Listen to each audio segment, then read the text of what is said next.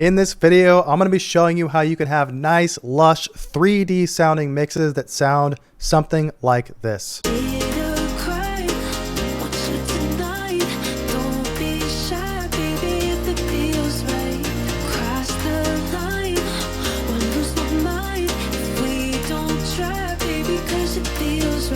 I'm going to talk about three different dimensions. We've got the height of a mix, we've got the width, and then we have the depth. And I'm going to go ahead and go in that order because, in my opinion, depth is kind of the most complex, most difficult thing to get down, and height and width are a little bit more simple. And so let's go ahead and get started here. But first, make sure you look at the description and grab my free EDM mixing toolkit. I have a half-hour mix training as well as a mix diagram and mixing, mastering, and checklist. And so if you are a new producer or you're even intermediate, make sure you grab that in the description below. Okay, so let's first talk about height. So height would mean the frequency range of your track from the lowest lows up to the highest highs. And in general, you want to make sure that during your track, you have all of these covered at least at some point in your track, like let's say the drop or whatever, and that you want to have a contrast of times when you don't have these covered and times where your whole mix is filled out from like top to bottom. And I'll show you an example of here. I see this come up a lot when I listen to an amateur mix. Let's say they make like a dubstep track and it's sounding great, except they're completely missing any sub bass, which is a big red flag. And so I'll go ahead and show you this first part of my track here, and I'll bring up Pro Q4 and go ahead and pay attention to the fact that it's going to start kind of in the mid range, and then when like everything comes in, the sub's going to fill out, and the rest of this track's going to go ahead and fill out. And so this is like having a track with lots, a good height.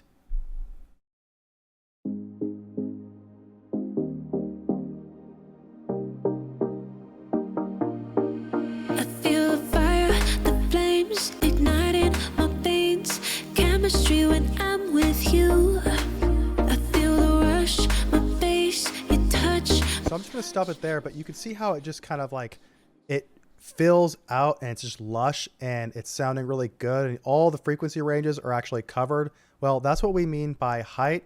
And I don't have any like technical or tricks that you can use, except if you're unable to hear all the frequency ranges. So let's say you're using speakers and they don't go all the way down to like 20 hertz or something like that, then use something like FabFilter Pro Q4 or a spectrum analyzer so that you could at least visualize so that all of your bases are covered, especially if you're making music like bass music or something. And let's say you have the drop and it's sounding good, but then if you have no sub bass getting covered and you're making a bass track, well, that's kind of a big no-no. Or if you have a drop section of your track and the kick drum hits, but there's just no sub, it's just not going to be as hard hitting.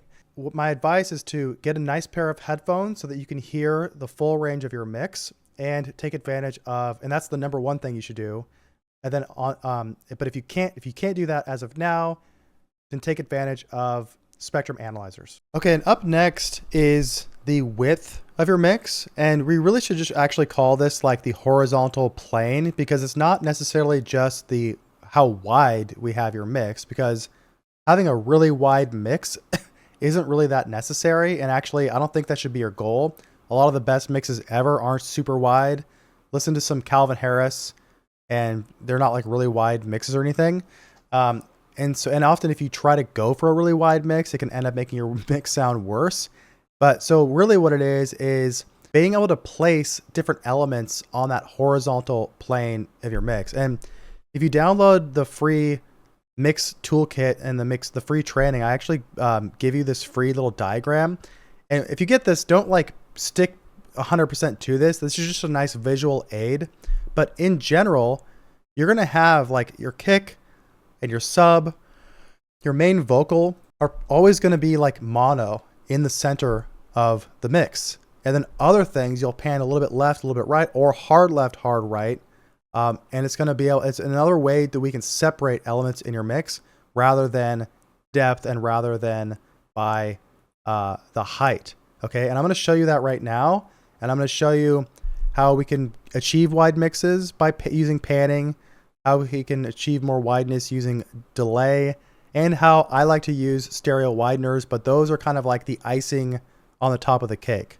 So let's go ahead and dive in right now. And the first thing you have to keep in mind, and I know most of you probably know this, but you know, if you're brand new, you might not know this. So you can't just take one sound and then double it and then pan left and pan right, because it cancels each other out. So if you have one sound, you think, oh, and you know, like logically, it kind of makes sense that you could do that. However, it's called phase cancellation. They just cancel each other out. And so if you want to have like a wide sound, which I'm going to show you here in a second, you need to have two different sounds and then pan them left and pan them right. And so like, that's what I did here with these pads. And so if I go ahead and if I just solo the pads, let's go ahead and start it right here.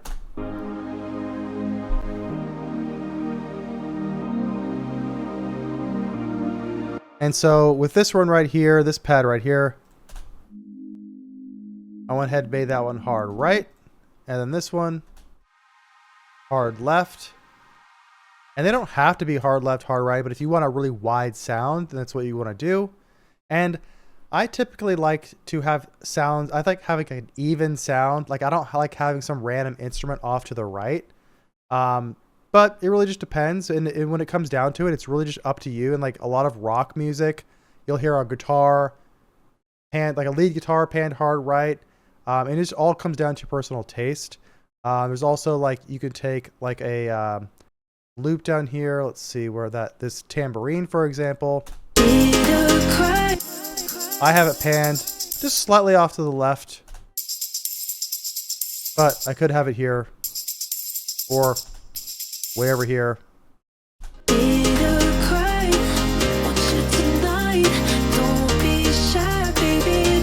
really just depends on what you want. And this is a way, if you do have sounds that are in that same frequency range. So like if everything was in mono, which you should mix in mono every now and then, everything was in mono, which means it's right in the center, and you play a bass instrument and you play like a hi-hat, you're going to be able to hear them just fine because they're way different frequency ranges. However, if you have two pads and they're in the same frequency, they're like the same chords and everything, the only way that you can really separate them and have them stand out and each have their own place is by panning and depth a little bit, but I'm going to talk about depth later, but it's really comes down to panning. Okay. And so panning's pretty straightforward and the horizontal plane is pretty straightforward. You got to just think kick drum's going to be center. The low bass is going to be in the mid. Bass in general is most likely going to be center. However, you can have kind of a mid, more wide bass, which is pretty cool, especially like in deep house. The main vocal will be in the center. However, then you can have, you can double and triple it and then have those to the left and right, which makes that nice, thick lead vocal sound that you hear a lot. If you think like latch, the disclosure latch during the chorus, it's like several layers of just epic, like in your face. And speaking of other ways that we can kind of add width, and speaking of vocals, I like to add in some delay and ping pong delay in particular. Ping pong delay is a great way to have something, you know, you have a sound here like this vocal. I feel fire, the flames igniting my veins, chemistry. You can hear that ping pongy vocal going back and forth, which adds a nice width. And so panning, delay, and then lastly, let's talk about stereo wideners, which I don't even use that much anymore. It's like, I feel like it's one of those things that you get into producing and you think like, oh, I'm going to use these wideners, and then you do it. And then as you get better and better at mixing and producing, like you just like tend to not. So this is the Ozone Imager, which is free. And just really quickly how it works is if you crank this up, it's going to get wider. If you turn stereo eyes on, it's going to basically use artificial white, like it's going to make, it can turn mono into stereo like artificially. So you can leave that off unless you have something in mono that you want to add some width to, like a Korg M1 piano. So let's go ahead and just play these pianos, and I'll just kind of crank this up and see if you can hear the difference.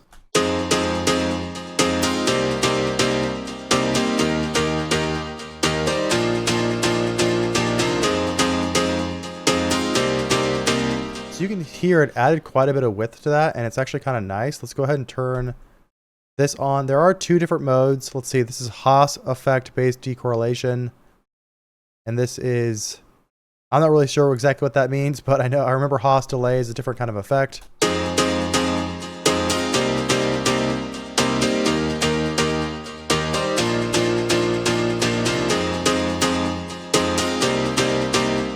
So you can play around with these different width effects. My advice is to use this as like the icing on the cake.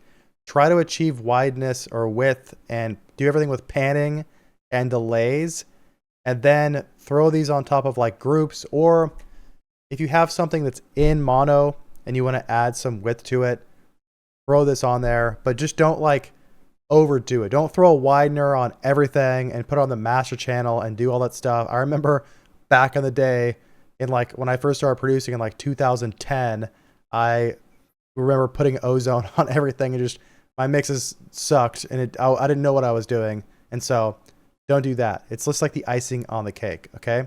So that's pretty much it. Now let's go ahead and talk about depth. Now depth is probably the most difficult kind of thing to get down, but if you start to think about depth now, you're going to get a lot better at producing and mixing faster than you otherwise would. And because what I notice a lot of the times from a newbie mix is that all the sounds that they choose, everything that's going on in their track, they all are at the same volume. And so what happens is, and let me know in the comments if this happens to you, you're producing and you add a new element to your track. Let's say it's like a pad or a pluck or whatever. You add it, it sounds really cool, and you think, man, I really want to make sure that's heard, and so you have the volume up really loud. When really, the way your track should be built, there should be certain focal points, like the vocal, for example, the kick drum, that should be up front, and then everything else around that is like a building block that's pushed further back in the mix, and that you just don't hear as well as like the vocal, for example, like a pad. And so if I jump over here to verse 1, if I go ahead and I just play this intro in where the vocal comes in, let's play it right here. I feel the fire, the flames igniting my veins. Chemistry when I'm with you. I feel the rush. You'll notice that the vocal sounds like it's like right up front in your face, and the pads sound like they are further away. So without actually showing you any technique, the main thing you just have to realize is through volume levels, you have to prioritize certain elements just from with volume. And when you get that down early on, it's going to help you to make pro level tracks the rest of your career. And when you listen and you reference pro level tracks, make sure you notice this. Like, oh, the vocal's up front. Where is this pad like in relation to the vocal, like volume wise? Okay. So just volume wise, you can play around with depth. Now there are other things you can do as well, like EQ, for example, that will give the kind of illusion that something sounds further away. And I'll go ahead and just show you an example of this with a percussion element, like this tambourine sound again. Let's say this tambourine, I'm going to take this EQ over here, and now watch what happens. And I've talked about this. If you're a fan of my channel, if you've seen my channel before, I've talked about this, but I'm going to play this section. I'm actually, okay, so you can hear the vocal. Sorry, it's probably kind of loud. I'm going to try to adjust it and when I edit the video, but when I play, watch what happens when I muffle the tambourine. You'll see how it gets pushed further back in the mix. Go ahead and take a listen.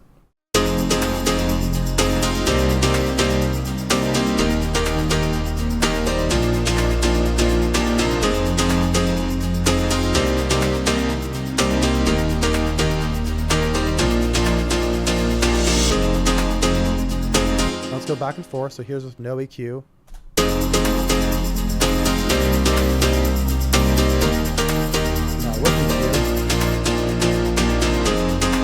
So that's obviously too much. So let's go ahead. Man, my VPN's trying to reconnect. I lost my internet.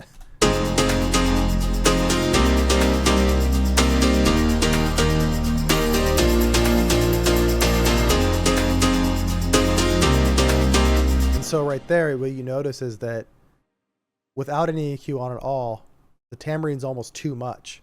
When I EQ out those highs, you can still tell it's a tambourine, but it's pushed further back. And so that's a neat trick that you can do to adjust something to kind of push it further back in the mix. You can also use fast attack compression. So let's just turn this off right here. And I'm going ahead and just solo this tambourine. I'm doing some compression here, but watch what happens if I do really fast attack and then lower this threshold.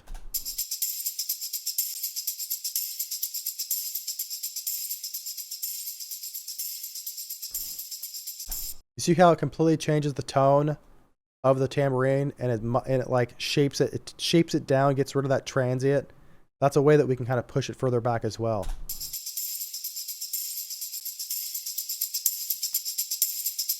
If I make it a really slow attack, so everything's popping through, it kind of comes up front more.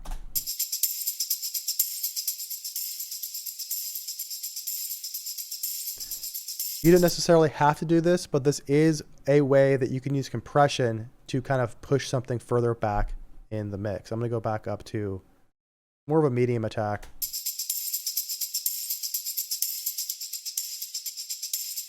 And so obviously, this is why you have to EQ elements in context, because I hear that and I'm like, oh, that doesn't sound that great. But then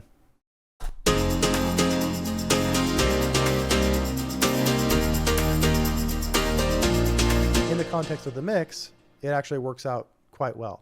Okay. And the last thing, as far as depth goes, is reverb. So if I have a vocal or whatever, and I'm not going to get too specific here, because with reverb is more like just creating that sense of space. And I don't necessarily add a lot of reverb to anything, because you have to be really careful with reverb. But the bigger, the longer the reverb is, the kind of, and the more saturated, like more wet you have a sound with reverb on it, it's obviously going to make it sound like something's further away. So let's just throw on this random reverb here. So this vocal. Did a crime want you tonight? Did a crime want you tonight? Don't be shy. Did a crime want you tonight? Don't be shy, baby, if it feels right. So I don't really want to do a really wet reverb like that, because it's going to sound all weird. However, you can do reverb and with like kind of, and then mess with the mix. And reverb's obviously going to create that nice space. It's going to create the illusion that the singer or whatever instrument is in an actual room. And one little thing that I like to do is I like to use sends and returns. I like to put a Valhalla room with a 4-second decay for my long verb. And then I usually have kind of a faster reverb down about a 1 second. And then I have delays that I play with as well. I would encourage you to play around with different reverbs and lengths, but it's usually best to have, even if you have like a long reverb, to have kind of a lower, like a more dry signal rather than making something really wet, unless you're really wanting to have some kind of dramatic effect. Or let's say you're making like a reverse sweep sound or something, you can like do a lot of reverb, or a reverse vocal reverb thing. You can add a lot of reverb to a vocal, freeze it, and then reverse it, and you're going to get that cool effect with that reverb. That's one thing you can do. And if you want to learn all about this, if you want me to help you get to your track to that next level as fast as possible, and you want to learn how I did it, and you want to learn everything there is to know about mixing and mastering, then book a call with me below. And that is pretty much it, guys. I look forward to talking to you soon. All right, bye.